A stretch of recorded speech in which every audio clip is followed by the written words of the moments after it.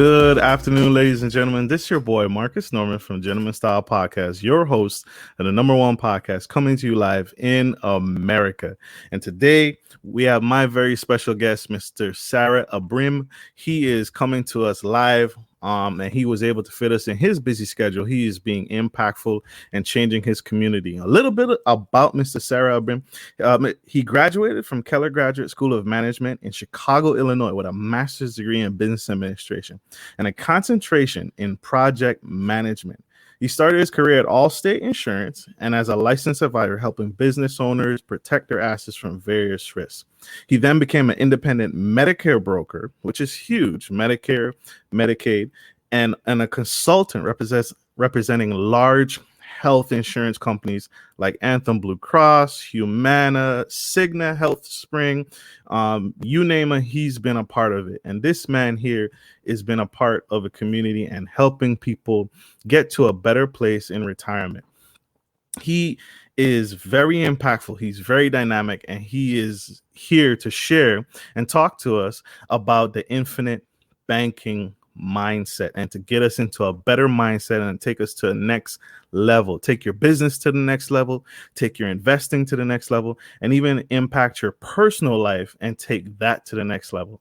So without further ado, I'm going to introduce my special guest, my friend, Mr. Sarry Ibrahim, to the show. Please like, share, and subscribe and share this message because it has to get out. And so we thank you, Mr. Sarry Ibrahim. Yeah. Thanks, Marcus. Thanks for having me on. I appreciate it. And thank you for the kind words too. Absolutely. Just speaking the truth, brother. Just being honest. I got to speak honest because we're not retiring well. We're not doing well, especially in a recession, especially in a pandemic. People are not doing well financially. And so I sought you out and I had to get you on the show because you have a message. You have something very important to show us and teach us. And we need to hear it because you're changing lives. And so we thank you, brother. Thank you for what you do. Thank you. Absolutely. So we're going to dive right into it. We're going to jump right into it. My first question to you, when I looked you up and researched, I found that infinite banking, but infinite banking has a unique carry point, and you like to help people. The first part is get people out of debt. But as a real estate investor, as a lawyer, doctor, what is the difference? Because I've heard this, there's a difference between good debt and bad debt, right? Not all debt is the same. Not all debt is equal. So what are some examples of good debt and bad debt that you've seen with your clients and your customers that you've helped? Yeah. Good debt is typically, it could be, for example, with low interest rates right now, with mortgages being super low interest. It could be leveraging your mortgage through a home equity line of credit or having a line of credit against a property that's appreciating in value, but the interest rates and the terms are so low that you could, for example, use that money for other purposes, other functions, and have that money grow somewhere else faster than you would be paying for the cost of the capital. In other words, if you borrowed, for example, at an interest rate of 3% and you're able to park your money somewhere that's earning you 5%, that would be an example of utilizing good debt, meaning that the cost of capital is less than what you're making. So you can have like a positive arbitrage somewhere else. But then, of course, like bad debt would be the opposite of that. It would be that the costs are so high that it's interfering with your financial goals, like credit cards. Like if you have, for example, credit cards with like a 16% APR, and let's say your balance is like $10,000, most people will never pay that off. Like it's almost like you're just renting the money. Like your balance is $10,000, you paid $500, it goes down to $9,500. Your interest is $350, it goes back up to $9,850. It's almost like you just have a bucket of water and there's water being poured on it while you're pouring the water out. It's nothing. There's no progress really, So that would be an example. Exactly. That would be an example of bad debt, a high interest, and it's also very unfavorable to the credit card companies, to the lenders. and you can't really leverage. If you're at 15, 16% APR interest, there's no leverage on your part. There's nothing really good that can come towards your way. So I guess the biggest distinction between good debt and bad debt is the leverage, what you could do with that money, and then what happens when you do with what you do with that money. What happens later after you've invested it, after you've saved it? What are your results? And I think the results are really differentiate what determine good debt versus bad debt. That's true. And that's true, right? And that's really powerful. What is that debt used for? Is that debt used to buy me that, Gucci bag? Hey Gucci, help me out. Or is that debt used to purchase something that is gonna give me a return on that money? So it sounds like anything can essentially be good debt because of its intended purpose. Is that what you're saying? Yeah, absolutely. Like, for example, student loans, we're at $1 trillion right now in student loan debt. Yeah, but on an individual level, let's say, for example, you borrowed money to go to college. Now, this is subjective. It's going to probably raise a lot of eyebrows. Like, a lot of people hate their student loans, but at the same time, if you could use student loans, usually student loans are like 3%, 4% interest. If you could utilize those to get a high paying job, or a high pay, or to become an entrepreneur, use it, even though you don't need to have a college degree to become an entrepreneur. But let's say you did that, you're in student debt because of being an entrepreneur. That would be an example of good debt. You're utilizing the debt at a low interest rate to get ahead in life. That's true. That's true. And you're right. That is subjective, depending on who you are or what degree you're working towards. A lot of people, you brought it up. That's a sensitive topic, right? When it comes to student loans, because a lot of people are, they work very hard, but the grand scheme of things, are you using that debt to become a doctor, or are you studying and going to school to become an underwater basket weaver? And so what is the return? It's unfortunate. It's such a powerful thing, because there are teachers, right? And my dad was a teacher. My father was a teacher. Without teachers, there'd be no other professions. Mm-hmm. Absolutely. And it's crazy because they don't get paid that equals their level of, what they've paid out in a master's degree or a doctorate degree to attain that certification or that license in teaching doesn't correlate to actual dollars when they actually go to work. And it's a shame. Mm-hmm. But the doctor, the brain surgeon, the lawyer, you need him to go to school. We nobody's gonna let him, operate without some schooling, and so that's why he demands a high wage. So that's powerful. So he may go to school for 8 years, the doctor or lawyer, or a couple years, but he's gonna make 6 figures or close to out the gate. Yeah, absolutely. That's powerful. So we're here today to talk about infinite banking and the infinite banking mindset, and how that can better our lives and make us better individuals. The infinite banking system revolves around, how do I bank on myself? How can I use infinite banking to eliminate that debt? Yeah, so I'll just back up a little bit and talk about what is infinite banking. Infinite banking, the infinite banking concept is the same as the bank on yourself concept. It's just different trademarks, different brand names. And what both of those do, what infinite banking and the bank on yourself concept do, is they use dividend paying whole life insurance mainly for the living benefits, for the cash use while you're alive. And for those of you who are not familiar with whole life insurance, it pretty much has 2 functions. It has the cash value function, and then it has the death benefit function. The infinite banking concept, or the bank on yourself concept, is mainly geared towards the cash value. And with the cash value in the whole life policy, it has a lot of benefits that you can't find in other places, like in checking accounts, savings, money market, CD accounts. The cash value of a whole life insurance policy grows every year. The policy earns dividends from the company it's a part of. So it earns dividends and interest at a guaranteed level. The dividends aren't guaranteed, but the interest is guaranteed. However, we only work with companies that have been paying dividends for over 160 years. So this policy gets dividends and interest, and it grows every year. And you always have access to this money in the form of a loan. Now, Marcus, the form of a loan, that's a really important piece to note, is that, for example, if you have a whole life policy and you have $100,000 in cash value available use in the policy, and let's say you're a real estate investor and you come across a real estate deal that requires you to invest $50,000, you're not going to subtract $50,000 from $100,000. you're going to borrow against that. And the reason why that is super important is because your $100,000 keeps growing and keeps compounding as if you never touched it. Meanwhile, the cost of capital for borrowing that 50,000 from the insurance is going to be less than what you're earning on the policy. So the policy continues to grow, the $100,000 continues to grow, and when you pay back the loan, you're going to have an arbitrage within the policy. Let's say, for example, you paid back over the course of 5 years, you've paid back like $53,000 in principal and interest to the insurance company.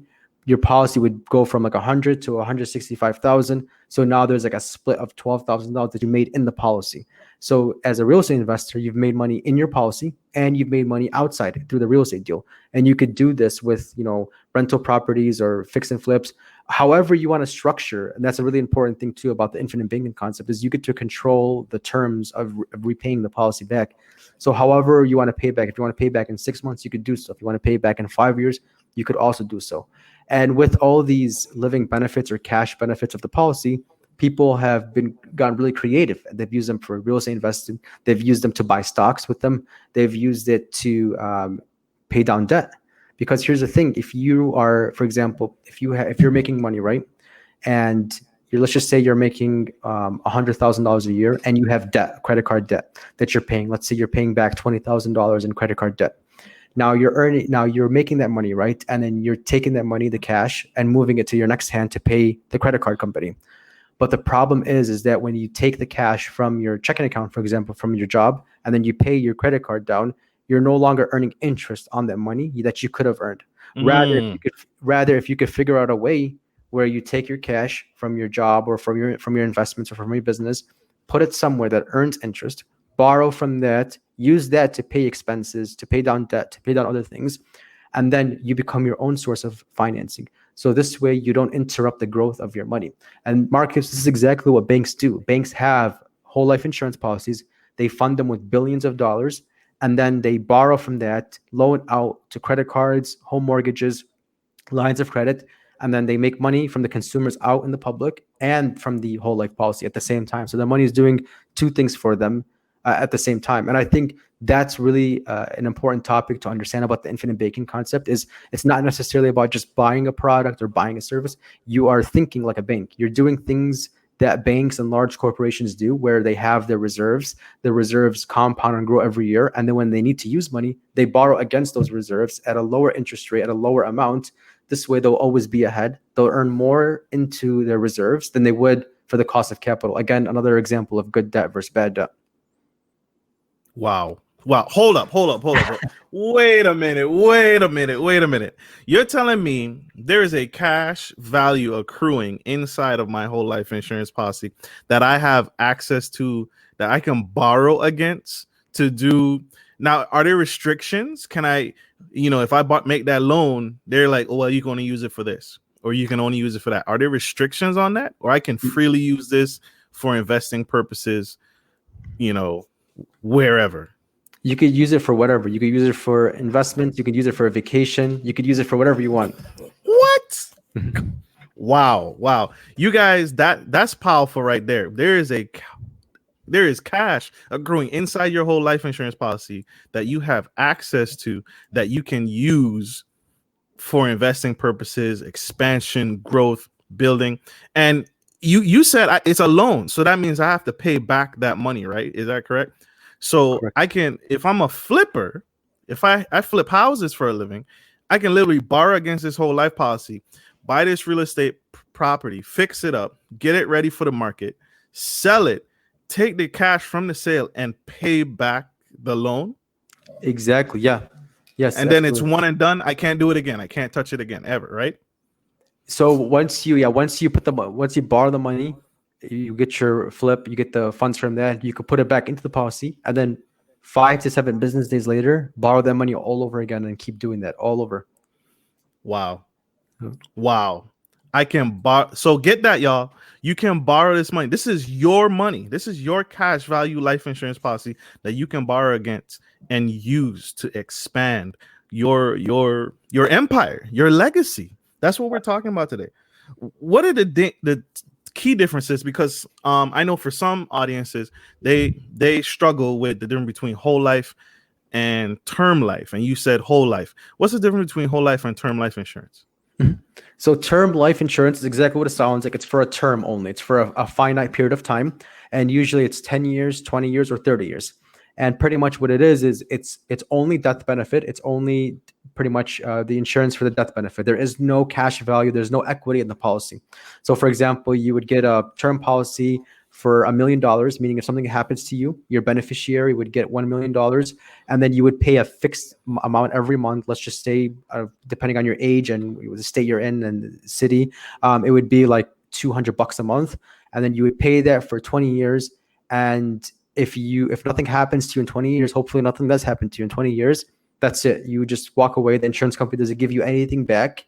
You've paid $200 a month for 20 years, and there's no equity in that. Now, this is not This is not a bad thing. This is just how it works. It's a term. It's like renting a home. You paid your rent, and then you walk away. You don't take any equity back with you, and it ends too. That's a key distinction. With whole life, it's for your whole life, and there's only two ways a whole life policy can end: is if you stop paying for it, or if you pass away. The policy technically pays out to the beneficiary, and then it cancels. Also, whole life insurance has equity, it has cash value. So every dollar you put into the policy, it goes to two different places. It goes towards the cash value, and it goes towards the whole life insurance policy. Again, with term, there's no equity, no cash value that you could borrow against, and those are pretty much the two distinctions. Now, with the infinite banking concept, or the bank on yourself concept, yeah, it has to only be whole life. You can't use, obviously, term because there's no cash value, and you can't use universal life.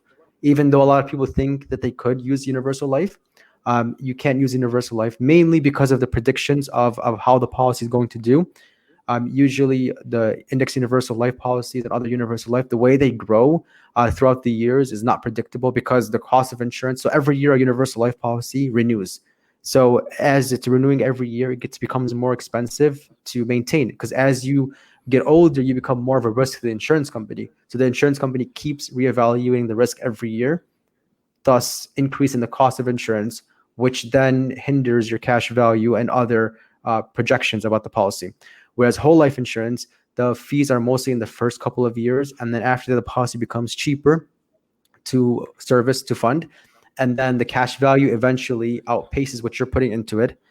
Plus, you have the cash, you could have the loan part of it, and that's one huge part. It has to be whole life. And then a second part is it has to be from a mutual insurance company, not a stock-owned insurance company. So mutual insurance companies give their dividends and profits back to the policy owners. So the customer, the policy owner, whereas stock-owned insurance companies give their dividends and profits back to the shareholders. So it has to be a mutual insurance company. And then to take it to another level, it has to be non-direct recognition as opposed to direct recognition loan. The differences is, as the previous example of having $100,000 in cash value, if you borrow $50,000 against the policy, the insurance company, if it's a direct recognition company, they would recognize that loan and then reduce the interest and dividends based on the outstanding loan. They would say, because you have an outstanding loan, you're not going to get dividends this year, or the interest rate for you is lower because you have an existing loan. So it would deter you from borrowing against the policy. Whereas the infinite banking concept mainly deals with non-direct recognition. So they don't recognize the fact that you have the outstanding loan. That is a huge part. That's a really important part. So whole life insurance, mutual, and non-direct recognition. That's powerful. This is powerful, y'all. This is powerful stuff from Mr. Sarry Ibrahim here. He is breaking through the barrier right now. He's blowing my mind, because you are opening a door that people probably never realized they had access to this money in their whole life insurance. They probably paid into whole life insurance policies most of their lives, and there's just money sitting there waiting to grow. And it's powerful because, just like you said, if you have a $500,000 life insurance policy and you have cash in there, you can borrow against the cash in there, and the policy still builds up and it still earns interest based off of the same amount. You didn't reduce it by the loan. Mm-hmm. So as if you never touch the $100,000 in cash value in the policy. That's powerful. Yeah, it is. Yeah, it's really powerful. It keeps growing. We're going to take a question from the audience. Is that okay? Yeah, that's fine. We have one question here from Miss Shanique Henry, and I'm going to read it out loud. What is the interest on the loan from a whole life policy? All right, Great sounds good. Yeah, question. yeah. Thanks, Shanique. So pretty much the interest on the loan from the companies we represent is typically 5% simple on an annual basis. And then, of course, when you borrow that money, you're still earning interest on your money. So you're borrowing at 5% simple interest. And while your money's there, it's usually growing at 5 to 6% compound interest. That's how the money grows. So in other words, you're borrowing at simple interest and you're earning at compound interest. So your money will outpace what you are borrowing. For my audience, can you tell them the difference between why is that important? Why is simple interest important for them to know between compound and simple interest? Can you explain that for them real quick? Yeah, so simple interest pretty much calculates, for example, 5% towards the outstanding balance. And then it calculates it based on what you have outstanding. So if you took out a $10,000 loan and then you paid back $1,000 a month towards it, they're going to calculate 5% simple interest at a lower amount. Whereas compound interest would be, for example, like 5% times 10,000, that's 500. And then the 500 would get added onto the principal. So now you have an outstanding loan of 10,500, and then it would compound again. So it would be 10,500 plus 5% interest on that. So this is how a lot of people like don't get out of credit card debt, because it's compound interest. So it's kind of like the insurance. So the credit card company is charging interest on interest, whereas simple interest is only interest on the outstanding balance. That's powerful. That's powerful. Thank you for that. I appreciate that. And that's crucial, right? It's important for us to understand that, y'all, that simple interest and compound interest. Compound interest is where the magic happens. Yeah. And Mr. Ibrahim broke that down for us so delicately, so amazingly, so incredibly. Thank you. Great question, Shanika. I appreciate you. That's powerful. And so how do people get started in the infinite banking system? How do people, do they have to go out and because not everybody qualifies for, not everybody qualifies to get an appointment with you. So how do people get started in the infinite banking mindset? So the first step is to understand the infinite banking concept, or the bake on yourself concept. You can go to YouTube. There's a lot of podcasts. There's a lot of information out there, a lot of content for free that you can Google or go to YouTube and search. Search for Nelson Nash, he's the one who invented the infinite banking concept, or Pamela Yellen. She invented the bank on yourself concept. There's a lot of free content out there. There's free books.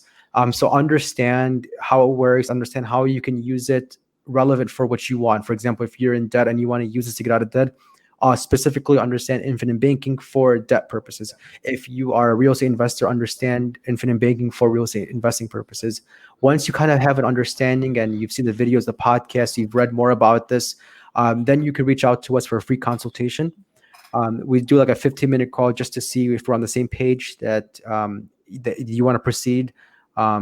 We've had some clients reach out, about like mutual funds or, loans and other places. We don't usually work with those services. So we want to just make sure we're on the same page. And then if we are, the second step to that would be a 60 to 90-minute financial analysis. This is the most important piece to the puzzle. This is where we're just asking questions, and we're asking about your current financial situation, your financial objectives, your needs, wants, where you want to go, and how you want to use this, the infinite banking process, to get to your needs and wants and your goals. So that's pretty much a second step, the financial analysis. And then the third step is the personalized solution call. This is where we take the data that we gathered from the financial analysis and we build a custom solution based on what we gathered. So everybody's situation is different. We work with pretty much 4 insurance companies right now, and each company has different products and different amounts. So it's really hard for us just to guess on the product, amount, and company. We have to really understand the clients, where they're at, their specific situation. We've even had some situations where we get the client's certified public accountant in the picture, or their lawyer in the picture, just to make sure everything is consistent. We want to make sure this is going to improve your financial situation and not add any roadblocks to it.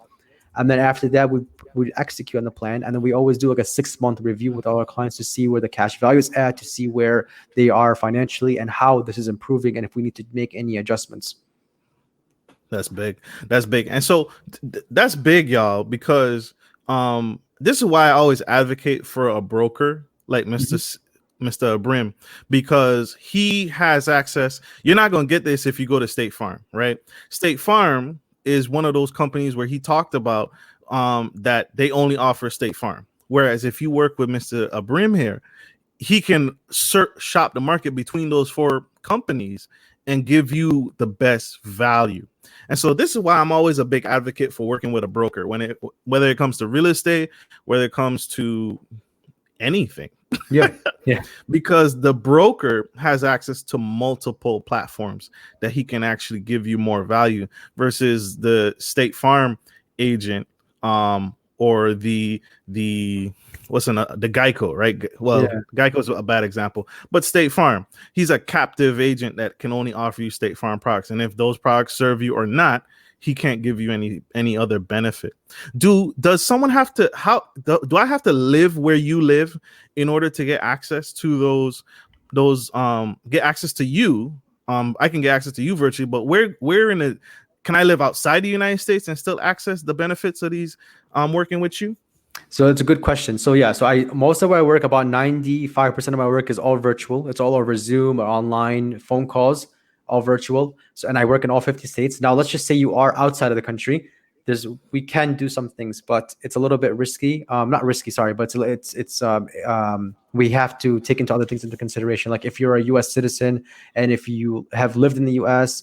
versus you're not a U.S. citizen at all. If you're in Canada, we could do this exactly identical to the US. But let's say you're in Europe and you want to implement this, we still can, but there's just more barriers to come across. Now, Marcus, let's say, for example, you live in Virginia, you get your whole life policy here or the States in Virginia, and then you move to Europe, then you can easily access the cash value in your policy as if you were in the States. So you would get a form, you would fill out that form. It would ask you where you want the money to go, the loan to go. And you would put the checking and routing, which could be a bank in Europe, sign it, fax it over, which you could fax anywhere in the world or email anywhere in the world. And then 5 to 7 business days later, the loan would go there, and then vice versa to pay it back to the insurance company. You could use the same bank. So if it started in the US, it could easily be adaptable or mobile. But if you're completely outside the US or Canada, it can kind of get a little tricky, but I think still reach out and we can see what we could do. That's perfect. That's powerful, right? Because listen to what he's saying, y'all. He and his company is going to guide you every step of the way. And even 6 months after the policy is enforced, he's going to follow up to make sure this policy is growing in the way that we need it to grow. Mm-hmm. And that's big. Right, the typical life insurance or financial agent is just going to say, okay, this is the policy, this is based off of what you tell me, this is what you qualify for. You buy the policy, you pay for the policy, and then he may not see you for the next decade. Yeah, right. And that defeats the purpose, right? You have this cash growing. I had a whole life insurance policy that I had for years, right? And I had this money sitting in this thing, and I never knew that I could even touch it because my agent never followed up with me because he was thinking transactional. He just made a sale. He's good to go. He doesn't need, he got the policy onto the next one, onto the next big sale. Yeah. Mr. Ibrahim here is going to work with you to make sure this policy is accomplishing what you told him in that initial consultation, that initial workup. Mm-hmm. And so you're not going to get that anywhere else. You're not going to get that. Some of you probably already have whole life insurance policy and probably are hearing this for the first time ever. And that's why I needed to get him on the show to get this message out because it needs to be said. You have another question from the audience. Miss Linda Livingston asks, do you give advice on 401ks? Yeah, I can. Yeah, I can give advice on a 401k. Of course, check with your investment advisor as well or your tax professional. But Linda, do you have any specific questions about a 401k? Absolutely. So Linda, please follow up. Please give us a little bit more detail with that question. And we will try and get you on here. All right. So appreciate you, Linda. Great question. Ms. Shanique is back for round 2. What about United States territories? Ooh, that's a good one. So she's talking about Guam, right? Hawaii, the Virgin Islands. Can you help us? Yeah. Puerto Rico. Can you help us? Yeah, we can help. Yeah, definitely, we could. Powerful, powerful, powerful, powerful. So Shanique, he they can be insured as well. She asked, can they be insured? Yeah, Absolutely. It's a Mr. Abrim can service that. So great question. Mr. Abrim, what is the benefit in growing my money in a life insurance policy versus my bank, yeah, leaving yeah. it with the bank or leaving it in a CD? Okay, Um, a lot of benefits. Let's start with the interest you would earn. For example, we've mentioned so far that the cash value of the whole life policy eventually grows to earn about 5 to 6% every year, regardless of market conditions. So, which market? Show me one savings account right now or CD that is paying 5 to 6% every year. I got none. I got none. Okay, Nothing. because if you did, I would go to that bank. So that's one huge advantage, the interest. The second is, let's say, Marcus, that you do find a bank that pays 5% um, interest on the funds invested in the account. So the funds that are sitting there, it earns 5% interest. Now, taxes, you would have to report those. That's taxable income every year that you would have to report if you earn 5% interest on your money every year. With the whole life policy, the growth of it grows tax deferred. So you don't have to report that on your taxes every year. So it grows tax deferred, a huge tax advantage. So I guess that's the second tax advantage, purpose of it, or the benefit of it, of using bank on yourself as opposed to a regular bank account. And then the third is we're back to the loans now. So let's say, for example, you did find a bank that does pay 5% interest, and um, it does grow tax deferred. Let's say, for example, even though it doesn't, but let's just say it grows tax deferred. Right. Now, let's say you have $100,000 saved up in the savings account, but now, just like everybody else, you need capital, you need liquid, you need to borrow, for example, $20,000. In every situation, you would deduct $20,000 from your savings account. You'd go and take out $20,000. Now you're at $80,000. You've interrupted the growth of your money. Whereas bank on yourself or infinite banking, you have the 100,000. It's growing 5 to 6% every year. It's growing tax deferred, and then now you do need the 20,000. You go and you borrow against it. And when you borrow against it, you don't interrupt the growth of that money. It keeps growing, keeps compounding. So you're never. So most Americans are up and down in their savings. They're up and then they're down. It's literally, if you were to see the average savings history for somebody, they're up and then down, because every time they save money, they have to go back down to zero when they use those savings. Whereas whole life insurance and the use of whole life insurance, when you borrow against it, you have a steady increase every single year, because your base is growing guaranteed regardless of market conditions, and you're borrowing against the money. You're not withdrawing the money. It's a huge difference. That's powerful. That's powerful. So the key thing, y'all, I need y'all to really tune in on this. This is not a one-stop shop, get the policy, go out and buy real estate, and you never see him again. This is a continuous follow-up relationship. You have to establish a relationship with Mr. Ibrahim and his company in order to stay on track. Because if your policy isn't growing fast enough, or is not growing the way that you need it's not going to be able to serve you in the future. And that's huge, right? In today's age, in today's economy, where we are struggling to find. When I worked in the banking industry, and this lady had over $100,000 in a CD for an entire year, and $100,000 only earned her $50. That was heartbreaking. She came in a year later. She literally, to the day, she had it on her calendar. She came in, she started the policy, let's say January 1st, 2020, came in January 1st, 2021 to see how much the money had accrued. And it only, the $100,000 she kept in the CD had only grown to $50. She immediately canceled the policy and said, give me whatever money I made and give me whatever I invested. And obviously, CDs, depending on the term, have a cancellation penalty. Yeah. So the penalty, this is terrible. The penalty was $50. Oh my God. So it was a wash. So it was a wash. She got back the $100,000 and nothing else. The cancellation fee ate up what she had accrued over 365 days in interest. Yeah. So and then, yeah. Go ahead. No, that's to take it a step further, she actually lost some money because she could have put that $100,000 somewhere else that would have given her a guaranteed return. So she, in theory, and then plus inflation too, you have to take that into consideration. Everything goes up every year.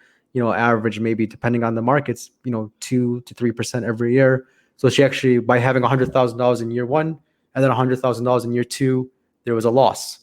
She should have earned. You know what I'm saying? Go ahead.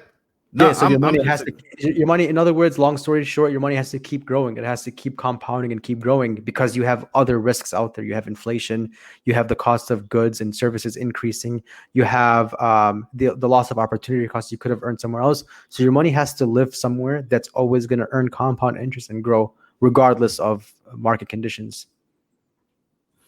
See, that's powerful, powerful. We are back. Y'all, this is Marcus Norman Gentleman Style Podcast. Please like, share, and subscribe. You're not going to get this message anywhere else unless you book a consultation with my special guest, Mr. Ibrahim, and his company is changing lives. We have questions again from our audience. Miss Betty Lewis.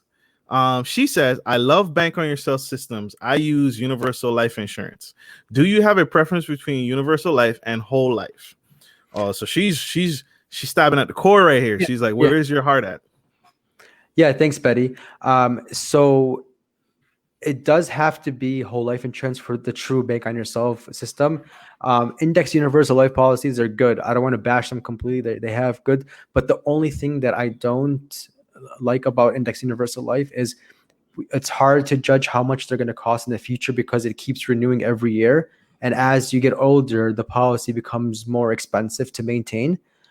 So that's just the only thing that I don't really like about index universal life. Again, I'm not bashing. I'm not saying it's a bad thing. It's just, I think, in my opinion, the most important part about the Bank on Yourself concept or system is predictability, being able to predict how much you'll have, 20 or 30 years from now, how much you have in cash value and how much the death benefit will be 20 and 30 years from now. And I would want to predict that both of those would be, 3 or 4 times what it started with, 20 or 30 years ago. So, and I think that index universal life is kind of difficult to do that with, for it to multiply on a guaranteed level over, 20 or 30 years. That's just the only difference I have between whole life and index universal life. Great question, Betty. Great question. Thank you so much. I have to stand by my man here, Mr. Ibrahim, because whole life, the thing we all need and we must have is time. And with a whole life policy, those premiums will never change. Mm-hmm. And that's what Mr. Ibrahim is talking to my audience here. He's talking about predictability. And the predictability, because it's universal life, index universal life, you can't predict what that market is going to do. Whereas Mr. Ibrahim here specializes, and he specializes in all things, but he has that tint, and I have to agree with him. He has that tint to a whole life because it's predictable. And that's why the 4 companies and insurance companies that he backs, that back him, they have been in business and been doing business for over 100 years. That's predictable to me. I can predict that. I can't predict what the stock market is going to do next week. I can't predict what those index funds are invested in are going to do a year from now. But I can predict that this company, who has a track record of 100 years and has paid out their life insurance policies for a set number of time, I can predict that. And so, great question, Betty. Thank you, Mr. Ibrahim. I'm with it all. I'm here for it. We're all here to learn. We're all here to grow. Miss Shanika is back for round 3. She is jabbing and swinging at the fences here. Are you still good on time, Mr. Ibrahim? I want to be very respectful. Yeah, I'm good. Thank you. Yeah. Perfect. So Miss Shanique asked, for whole life insurance, do you have to get a medical exam to be insured? Good question, Shanique. So technically, yes, you do. However, we have one company right now that has accelerated underwriting. If you are, I forgot what the terms are, but if you're within a certain age group, there's no underwriting. It's accelerated. What the insurance company will do is, instead of them doing a full medical exam, they'll just do like in the background, they do this. They pull like a HIPAA thing where they go through and they're just seeing if you have anything like major. And if you don't, you're automatically approved for the policy. So you can bypass the full medical underwriting. But typically, that's a very small situation, but in most situations, there is going to be a medical exam with the whole life policies. Absolutely. So absolutely, and that's key. Why do they do that, Mr. Ibrahim? Why do they do a medical exam? Can you touch on that? Yeah, it's for risk management. Think about it this way: the insurance company, it's a for-profit business. They're in the business of seriously, yeah, it's a for-profit business. They have to make powerful financial decisions. So when they take on a client and a client agrees to, for example, $1 million in a death benefit, and they have cash value, the insurance company has to guarantee the cash value in the form of a loan, and they also have to guarantee the death benefit in case something happens to that insured. So if they take on somebody who has a lot of pre-existing conditions, sadly, that person is going to be at a much higher risk. So it would be a sooner time for them to have to pay out that $1 million, for example, in this situation. So time is money. If the insurance company can figure out, because everybody's going to die, right? But it's just a matter Yep. of when, projected when. So if the insurance company thinks, okay, we'll take on this person's in good health condition, we can accept the risk because we're projecting in our minds that this person will live for another 40 years. Enough time for us to collect the premium dollars and to collect the premium dollars from everybody else, and enough time for us to invest that money in real estate, in the bond market, and safe assets, and for us to earn a return on that money. So that's just how and why they do medical exams. Absolutely, it's a risk. It's a risk. The insurance company, you're shifting the risk from yourself by trying to self-insure and shifting it to the insurance company. So the insurance company does a full workup. I had to do a full workup from my insurance Yeah. proc, and a nurse came to the door. She met me wherever I needed her to meet me. If it was at work, she was coming to my job. If it was at home, she was coming to me. And she draws blood. She asks you to urinate in a cup. It's a full workup, and they have to see where you stand. If you got a pill box this big, like a shoebox, they're gonna take all of that into consideration when they write the medical exam. Like Mr. Ibrahim said, they take all of that into consideration. Because they have to. They're taking on risk.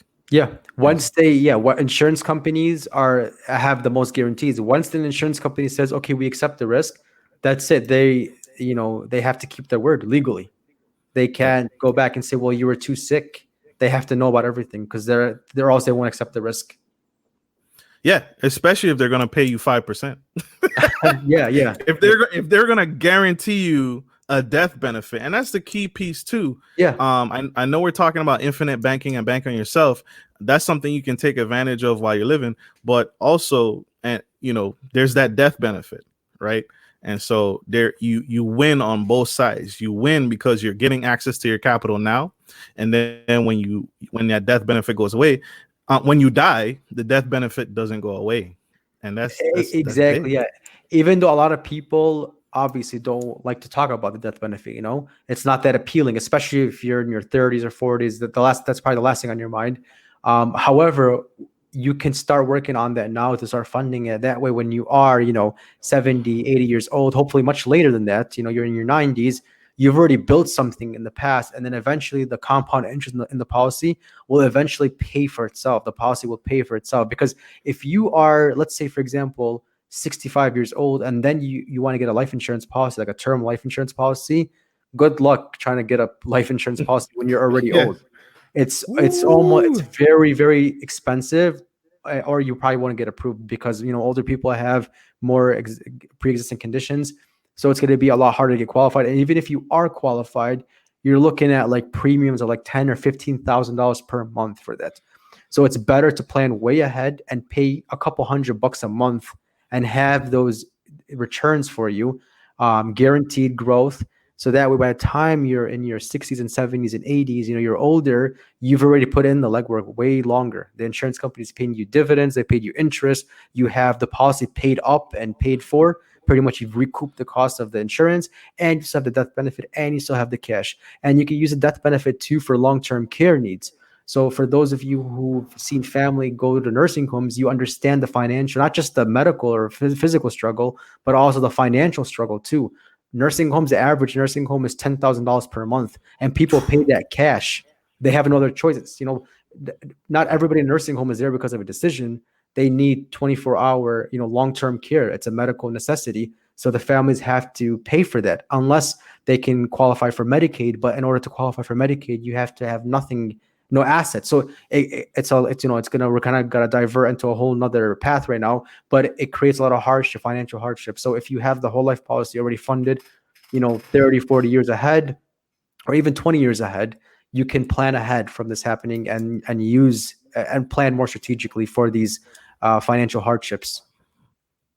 Absolutely. Absolutely. Try getting a 30-year loan at 70 years old. They'll walk you out of the building. I mean, for real, the retirement age is what, 65 and a half, 70 years old. Try applying for a loan at 70 years old, talking about you need to pay for your long-term care plan or trying to pay for your they're going to walk you out of the building. There's no way, because they know you're not going to live long enough to pay this back. Yeah, that's true. Yeah. It's so powerful. This is so powerful. Miss Betty is on a roll here. I think this is just a statement. My aunt just went through that, and thankfully it got her home out of her make more than 5 years before she needed nursing home care. She would have had to give up that asset to Medicaid. It's true. Yeah, it's true. That's a good point, Betty. Thanks for sharing that. Absolutely. Mr. Ibrahim, what are the associated costs? You touched on it earlier. You sprinkled on it earlier. What are the costs to this policy? I know we're talking about the great stuff, but obviously there's an expense. What are some of those expenses to getting that whole life insurance policy? So for a lot of advisors, there's pretty much two ways they make money. One way is a fee for service. So they charge you a fee for doing the services, the financial services. Like if you went to an accountant and the accountant did, your taxes, you would pay for a fee for service for the time pretty much in there for their expertise. And then the other way the advisors make money is through commission from the products they sell. The insurance company would pay them commission. We are commission only. We don't charge fees at all for our services. So pretty much after we go through the financial analysis, we go through the personalized solution, then we find the company, find the product, we execute, and then you pay for the policy. Then the insurance company pays us, but the insurance company doesn't add that fee on top of it. So for example, if you agree to do $10,000 a year for a whole life policy, that's all you pay, $10,000 per year. And in exchange, you own the whole life product. Whereas we're not adding that on top of it. It's not 10,000 plus our commission. It's 10,000 total. And typically the fees in the first couple of years are the highest for the whole life policy. And then after that, the policy starts to grow. And we've seen around year 4 to year 5, the policy starts to break even because the cash value is compounding and earning dividends and interest. So pretty much we've seen a lot of positive feedback from clients where they would prefer to have it commission only. So that way they can walk away, they can buy the product and own the product instead of just paying somebody for their time and their expertise. Because if we're paying for time and expertise, then we're always going to be charging clients to talk to them. Every 6 months, we're going to be charging them, whereas when we get paid from the insurance company, we get paid one time in the beginning of the year. And then after that, all consultations from the beginning and throughout the whole time with the client, they're free consultations. You can call us once a month and we'll never bill you for, our hours like other professionals would. Amen. You hear that, y'all? So there's no, this is a relationship. Like I said, you're working with him and he's helping you get to a better place. And you pay the initial fees up front, all factored in. Mm-hmm. It's already factored in. You don't pay him, he gets paid by commission. Mm-hmm. And he's going to help you grow your legacy from there on out. And that's big. That's huge, right? That's different from the consultation that you would get at a financial advisor. You may be paying $200 an hour. Yeah. Mr. Ibrahim isn't doing that, right? Just a talk with him. He's not doing that. And so that's why I had to get him. I keep saying it. I had to get him on the show. Thank you. Yeah. I had to get him on the show. This is a great question. What happens? I'm in my prime. I'm living life. We're in COVID season right now. This is major. We're in COVID season right now. And I got with you. I work with you. You found me the perfect policy. I borrow that money and I'm out there. I bought this apartment building. I'm fixing it up. And then I catch COVID and die. Okay. Hopefully it never happens. I hope it never happens too. But we're in a recession, we're in a pandemic, COVID-19. We're at 1 million Over a million people have died from Yeah. this thing, nationwide. So it's real, Mhm. and we have to talk real. We talk real on this show. Yeah. Yeah. So what happens? I'm working with you. I borrow the money. My policy is five. Let's say it's $1 million. Mhm. I borrow some money from the cash reserves in it. Take that loan. I buy my investment property, and then I catch COVID and pass away. What happens to that policy? So pretty much the insurance company would take your death benefit and then subtract the outstanding loan and then pay your beneficiaries a difference. So if you had, for example, $1 million death benefit and then a loan of $100,000 outstanding, your beneficiary would get 1 million minus 100,000 to a total of $900,000 tax free. You heard it, y'all. Tax free. So you're not, like Mr. Ibrahim described, you're not going to get that from your savings account. Your savings account isn't going to do that for you, right? Right. You can, if you have $100,000 in your savings account and you take that money out, it's gone. Yep. Your legacy is done. It ended with you, with Mr. Ibrahim and his partners and his company. You take that life insurance, you take that cash value, you've capitalized on the money that you took out, and your legacy is still saved. Mhm. You didn't lose the policy. The policy will still pay out the death benefit, which is what whole life is originally for. Mhm. But we never got access or never got educated about the cash value. Yep. This is powerful. This is powerful stuff. Oh my gosh. Oh my gosh. What are 3 books would you recommend for my audience today, Mr. Ibrahim? Yeah, this is kind of hard. I have to think really deep about this. But a book called Mindset by Carol Dweck. That's a really good book. And the second book, of course, Think and Grow Rich by Napoleon Hill. And the Love that third book. book, Becoming Your Own Banker by Nelson Nash, which is exactly what we've been talking about this whole time. He is the father of the infinite banking concept, the person who invented it. He wrote a book on it called Becoming Your Own Banker. He talks about the intricate parts of whole life insurance and how it's like a financial ecosystem that you want to own your own financial ecosystem. You want to own your own banking system and not just rely on, commercial banks. Absolutely. Absolutely. Who are your heroes? Who are your heroes, people that you hold in high regard, or who do you follow? Who's gives you drive, and who's just like, wow, that guy or that girl? Yeah, yeah. So one of them is Mr. Mark Willis. He is my mentor. He's the one that got me into the Bank on Yourself world. He's trained me throughout this whole process. He got me into podcasting. Yeah, definitely. If it wasn't for him, I probably would have never done any of this. Absolutely. Absolutely. Amen. Thank you, Mr. Mark Willis. We appreciate you. If you are tuning in, please like, share, and subscribe, and even be a guest on the show one day. Yeah. Yeah, for sure. But thank you, Mr. Mark Willis, for empowering this young man. Because we need him. We need him doing what he's doing and changing lives every single day. How do you give back to the community? Yeah, so I love spreading this message, and not just this message only, but I've become very active in just giving free financial advice. If you're looking to, if a friend is looking to rebuild their credit, to get out of debt, to do whatever I can, I want to give as much free advice as possible. My goal is to give 1,000 free financial consultations a year. It has nothing to do with the infinite banking world. Just completely free advice, just to be a resource, for friends, family, associates, whoever needs it. That's how I give back to people. That's powerful. Powerful. See that? He's big on the community. He wants to help over 1,000,000 people. He wants to help. It's not even at that point, it almost sounds like it's not even about the money, which Yeah. is important.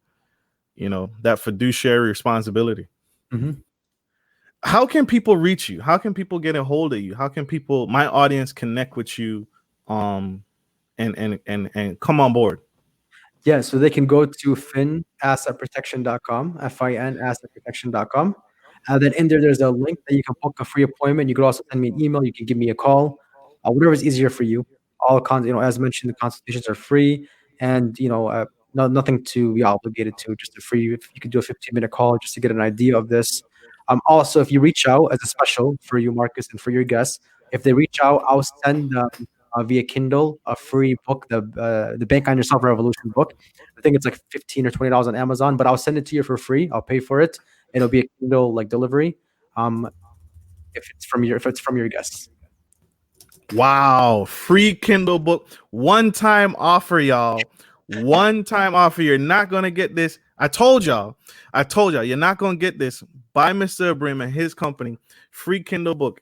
Tune in the show, mention the show, mention Mr. Ibrahim, connect with him, get on that website. Let's put that website back up so we can connect and get that free book. If nothing else, but we should.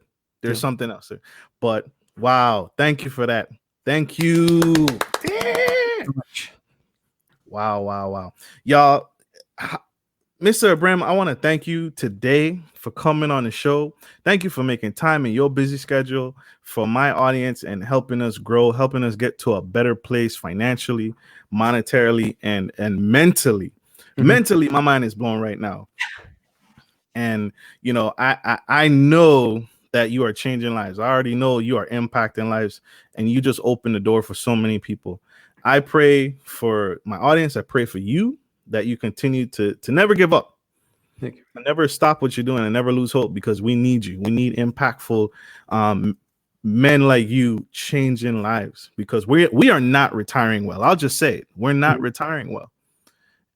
And so you've just given us another tool, several tools to add to our toolbox. So thank you for what you do. Thank you, Marcus. I had a lot of fun with you. Thank you so much for having me on. Absolutely. So, ladies and gentlemen, like always, this is Marcus Norman, Gentleman Style Podcast. Thank you for tuning into the show today. Thank you for joining us, me and Mr. Ibrahim, on the Gentleman Style Podcast show. We hope this message serves you. We hope it's been impactful to you. And like always, ladies and gentlemen, take care of your friends, take care of your families, and like always, take care of business. This is Marcus Norman and Mr. Sarry Ibrahim signing off.